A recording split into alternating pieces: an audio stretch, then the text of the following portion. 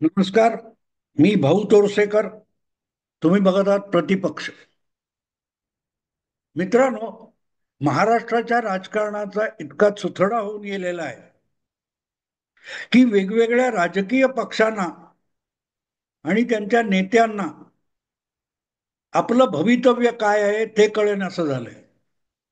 आणि त्यापेक्षाही मोठी गंमत म्हणजे अशा सगळ्या राजकारणाचं विवेचन विश्लेषण करणारे आमच्यासारखे जे पत्रकार संपादक किंवा विश्लेषक आहेत त्यांना सुद्धा अंदाज येत नाही की काय होणार आहे.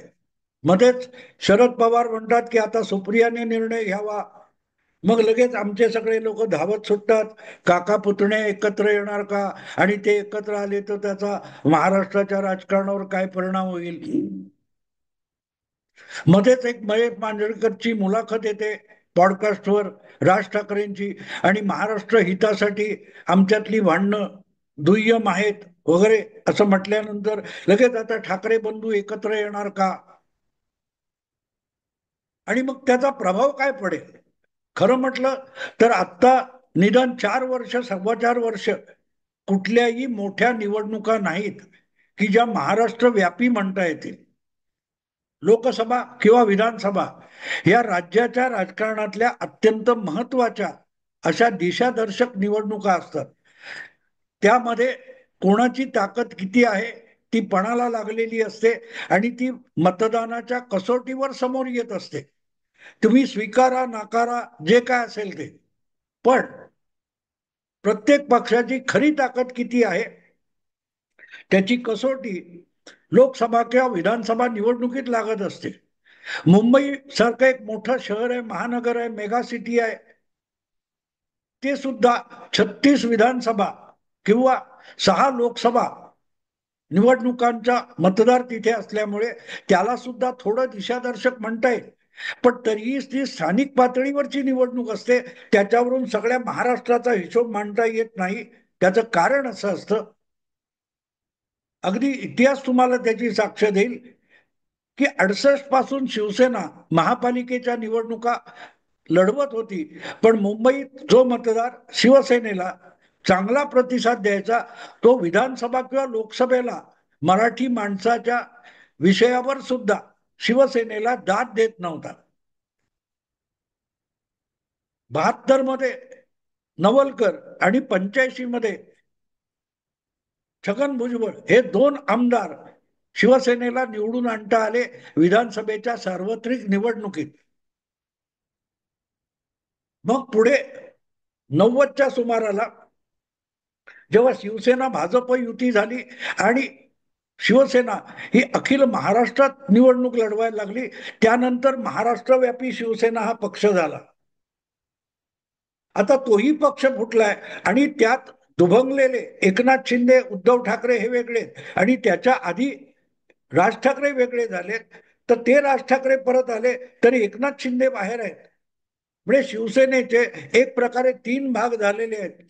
त्यांच्या बेरजा कशाच्या आधारावर कोणी करायचा हा प्रश्न आहे. पण आमच्याकडे खाजवून खरूज काढण्याची हौस भागत नाही. आणि त्यामुळे आता हे दोघे एकत्र येणार काय होणार, आता ते दोघे एकत्र येणार काय होणार. एक साधी गोष्ट लक्षात घेतली पाहिजे. मतदार सुद्धा एक साधारण 20-25% मतदार राज्यातला किंवा देशातला 20-25% मतदार असा असतो जे तुम्ही अगदी आकडेवारी बघितली तरी तुम्हाला कळेल की तो 20-25% मतदार हा सगळ्या पक्षांमध्ये विभागलेला असतो आणि तो त्या पक्षाचा एक निष्ठावान मतदार असतो.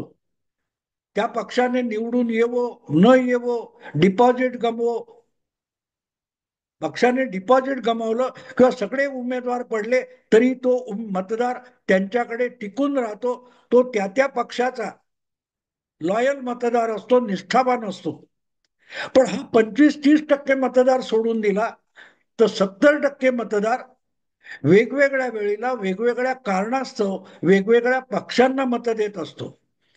कधी तो तात्कालीन लाटेवर स्वार होतो, कधी तो परिस्थिती कशी आहे त्यानुसार पक्ष वेगळा बदलून मतदान करतो, कधी तो उमेदवारासाठी हे करतो, तर कधी तुमच्या आघाडीत किंवा आघाडीच्या बाहेर कुठला पक्ष आहे यानुसार तुम्हाला मतदान करतो. एक छोटं उदाहरण तुम्हाला देईन की ईशान्य मुंबई लोकसभा भाजपचा अगदी हक्काचा बालेकिल्ला, पण तिथे सुद्धा भाजपचा उमेदवार गेल्या लोकसभा निवडणुकीत पडला. आणि त्याचं कारण असं की तिथे असलेला मुस्लिम मतांचा एक गठ्ठा उद्धव ठाकरे यांना आरामात मिळाला. काँग्रेसचा मतांचा निष्ठावान उद्धव ठाकरेंना मिळाला आणि संजय दिना पाटील खासदार होऊ शकले, जे अनपेक्षित होतं. अनपेक्षित होतं. तर सांगण्याचा हेतू असा की तो मतदार विधानसभेला उद्धव ठाकरेंकडे आला नाही, तो अबू आझमींचा होता. अबू आझमींकडे गेला मुस्लिम मतदार. तो नवाब मलिकचा होता, तो नवाब मलिककडे गेला, तो शिवसेनेकडे आला नाही. याचं कारण निष्ठावान शिवसेनेचा जो मतदार होता तो शिवसेनेला पडतानाही मिळाला, निवडून येतानाही मिळाला. जो उद्धवनिष्ठ होता तो उद्धवनिष्ठ म्हणून उबाठा शिवसेनेला मिळाला, लोकसभा असो की विधानसभा असो. पण झालेली घट किंवा वाढलेली लाट या दोन्ही वेळेला तो 70-75% मत बदलणारा असतो, त्याच्यावर असतं. आणि म्हणूनच त्याचं गणित पत्रकाराला सुद्धा मांडता येत नाही आणि अनेकदा ते ओपिनियन पोलमध्ये सुद्धा डिटेक्ट करता येत नाही. हे मी एवढ्यासाठी सांगतोय की उद्धव ठाकरे यांनी ज्या प्रकारे मुख्यमंत्री पदासाठी सगळं महाराष्ट्राचं राजकारण विस्कटून टाकलं, त्यामुळे महाराष्ट्रातलं राजकारण आणि महाराष्ट्रातल्या निवडणुका ह्या अक्षरशः साप शिडीचा खेळ होऊन गेलेला आहे. साप शिडीचा खेळ झालाय. त्यामुळे इथे बसून मी उद्धव आणि राज ठाकरे एकत्र आले काय होणार याचं गणित मांडून उपयोग नाही. उद्धव ठाकरे यांचा काही मतदार हा राज ठाकरे त्यांच्याबरोबर आले तर त्यांना सोडून जाईल. उदाहरणार्थ आज उद्धव ठाकरे मोठ्या प्रमाणावर मुस्लिम मतांवर अवलंबून आहे, पण राज ठाकरे यांनी गेल्या 4-5 वर्षामध्ये जी सरळ सरळ हिंदुत्ववादी भूमिका घेतलेली आहे आणि कट्टर मुस्लिमांचे काय ते मशिदीवरचे भोंगे उतरवा इथपासून, तर तो उद्धव ठाकरेंचा मतदार राज ठाकरेंना सोबत घेतलं तर त्यांच्याबरोबर जाईल का विचार करा. विचार करा. किंवा तो मतदार उद्धव ठाकरेंकडे टिकावा म्हणून राज ठाकरे आपली मशिदीवरचे भोंगे उतरवण्याची किंवा हिंदुत्वाची भूमिका सोडणार आहेत का? किंवा नुसते दोन ठाकरे एकत्र येणार याच्यावर गणित मांडून चालत नाही. आणि तीच गोष्ट दोन पवार एकत्र येणार म्हणूनही मांडून चालत नाही. लोकसभेच्या वेळेला भाजप पासून संघाचे आर एस एसचे लोक फटकून वागत होते आणि भाजप हा कार्यकर्त्यापेक्षा काय त्या मार्केटिंग कंपन्या आणि ओपिनियन पोलवर विसंबून होता. त्याचा फटका भाजपला बसला. अवघी एक अर्ध्या टक्क्यापेक्षा 0.5% मतांचा दोन आघाड्यांमधला फरक होता आणि जागांमध्ये प्रचंड फरक पडला. आणि हे देवेंद्र फडणवीस निकालानंतर लोकसभेच्या सातत्याने सांगत होते की 2-2.5% मतदान वाढवून घेतलं तर सगळे निकाल उलटे पालटे होतील. आणि ते झाले. ते झाले. देवेंद्र फडणवीस जे बोलत होते ते ओपिनियन पोल वाल्यांना सुद्धा पकडता आलं नाही. मतदान 3-4% वाढलं आणि निकाल उलटे पालटे होऊन गेले. उलटे पालटे होऊन गेले. एक नंबरला असलेला पक्ष हा एकदम दुसऱ्या 5व्या नंबरवर गेला. काँग्रेस पक्ष लोकसभेला 1 नंबर, विधानसभेला काय तो 5वा नंबर. का झालं? कारण साप शिडीचा खेळ आहे. ते आपण मुलं खेळतात ना साप शिडीचा खेळ, आम्ही लहानपणी खेळलोय की आपलं काय तो टाकली सोंगटी की आले किती 5, मग मी 1, 2, 3, 4, 5 घरं मोडणार. मग ती 5 घरं मोडताना मी ज्या घरापर्यंत पोहोचतो तिथे शिडी मिळाली तर सपकन वर गेलो. परत एकदा कुठेतरी करताना या घरात गेलो जिथे सापाचं तोंड आहे, तिथून मी घसरून खाली आलो. हा जो खेळ सापशिडीचा आहे, बिलकुल तीच गोष्ट महाराष्ट्राच्या निवडणुकीत आता झालेली आहे. त्यामुळे ज्या पक्षाची जितकी निष्ठावान मतं तुमच्याकडे आहेत त्या बळावर तुम्ही उड्या मारू शकता. आणि ती मतं तुम्ही जिंकणार हरणार याच्याशी संबंधित नसावीत. आत्ताची परिस्थिती काय आहे त्यानुसार तुम्हाला सोडून जाणारी मतं तुमच्या पक्षाकडे गेल्या निवडणुकीत दिसत असतील तरी ती टिकणारी नसतात, हे लक्षात ठेवून आपल्याला या निवडणुकींच्या राजकारणाचं विश्लेषण करावं लागेल. आणि ते ज्यांना करता येत नाही, की जे ज्यांना असं काय असतं हे सुद्धा माहित नाही, ते रोज चर्चा करतायत. मग राज ठाकरे आणि उद्धव ठाकरे एकत्र येणार का? आणि आले तर याचं ते नुकसान त्याचं हे नुकसान. मित्रांनो, यातली सगळ्यात छोटी गोष्ट अशी असते की जे 2-3 निवडणुका लढलेले स्थानिक प्रतिनिधी असतात, मग तो आमदार असेल, नगरसेवक असेल, जिल्हा परिषदेचा कोणी प्रतिनिधी म्हणून निवडून आलेला असेल, अशा 1-2 निवडणुका लढवलेले असतात. ते आपापल्या विभागामध्ये सतत वावरत असतात, काम करतील न करतील, पण आपल्या विभागातल्या मतदाराला आपल्या बाजूला राखण्यासाठी आटापिटा करणारा कुठल्याही पक्षाचा जो कार्यकर्ता असतो त्याला त्या मतदारसंघामध्ये त्या वॉर्डामध्ये हवा कुठल्या दिशेने वाहते हे कळत असतं.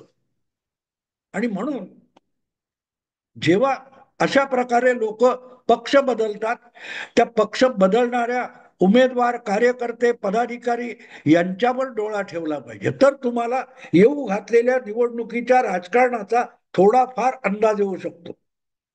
थोडाफार अंदाज येऊ शकतो, पूर्ण येतो असं मी म्हणणार नाही, पण त्या स्थानिक कार्यकर्त्याला अंदाज येतो. तो दत्ता दळवी किंवा अशा नावाचा माजी महापौर आहे, उबाटा शिवसेनेत आजपर्यंत होता. आणि गेल्या विधानसभा निवडणुकीत अगदी एकनाथ शिंदे मुख्यमंत्री असतानाही त्यांना अगदी गलिच्छ भाषेतल्या शिव्या देणारा हा उबाटा शिवसेनेचा निष्ठावान आता निवडणुका विधानसभेच्या संपल्यावर आणि आगामी महापालिका निवडणुका येणार म्हटल्यानंतर सगळा विरोध गुंडाळून निष्ठा कचऱ्याच्या टोपलीत टाकून एकनाथ शिंदेकडे जातो. तिथे तुम्हाला वारं कुठच्या दिशेने वाहतंय त्याचा अंदाज येतो. अर्थात प्रत्येक जण असा इकडून तिकडे जातो म्हणून तो मतदार घेऊन गेला असं बिलकुल नाहीये, पण तो दळवी सारखा महापौर 4-5 निवडणुका लढवलाय, त्याला अंदाज असतो.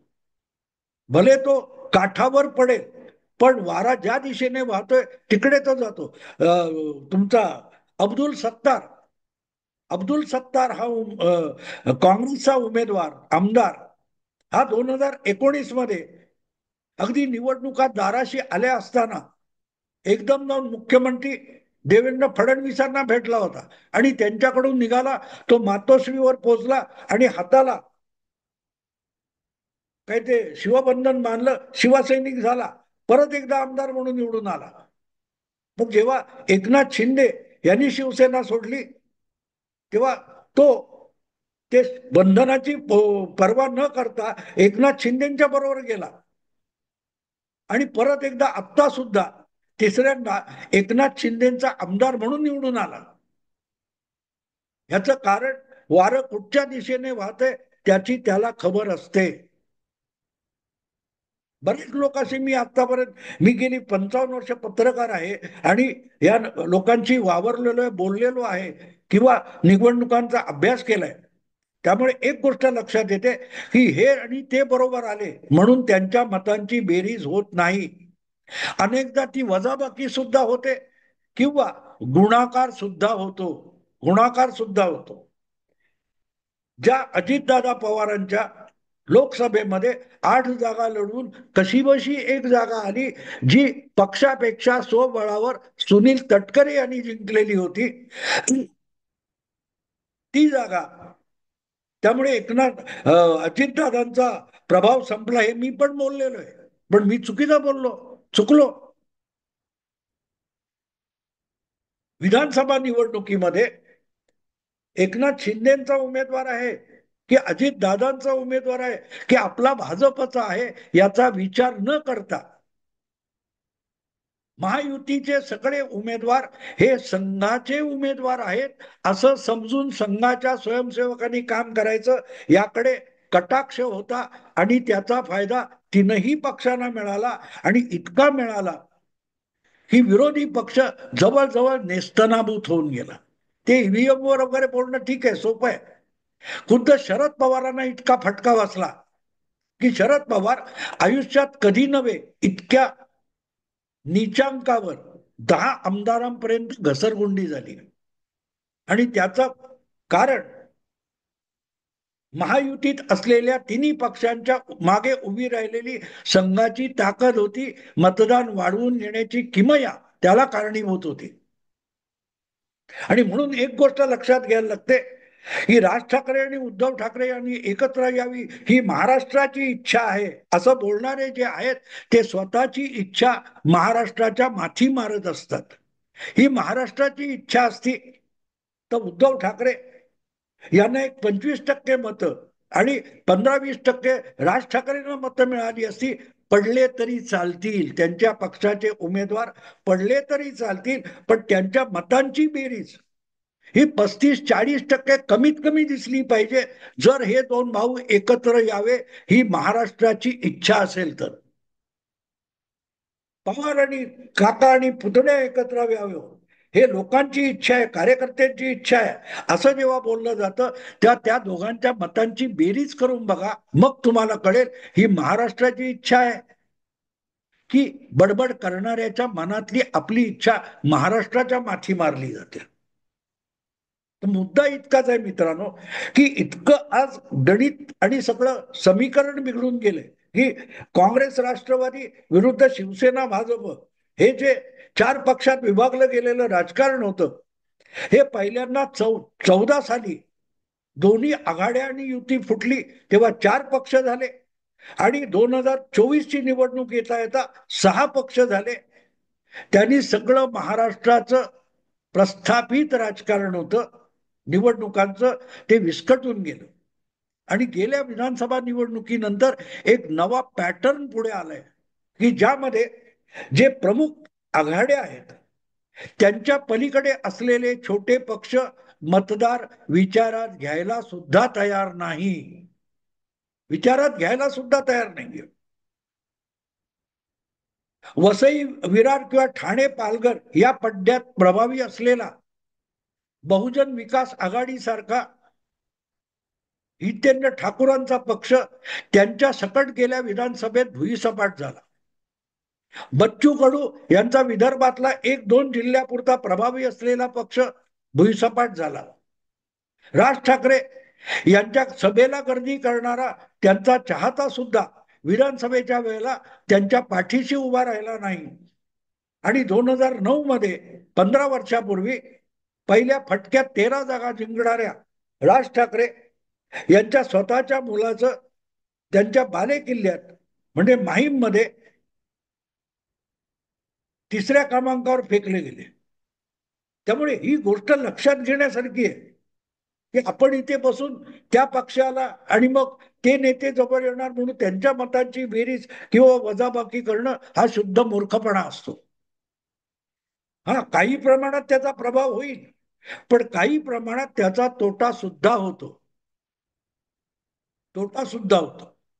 आणि म्हणून निवडणुकांच्या राजकारणामध्ये साधारणतः 25 ते 30% मतांची गॅरंटी घेता येते.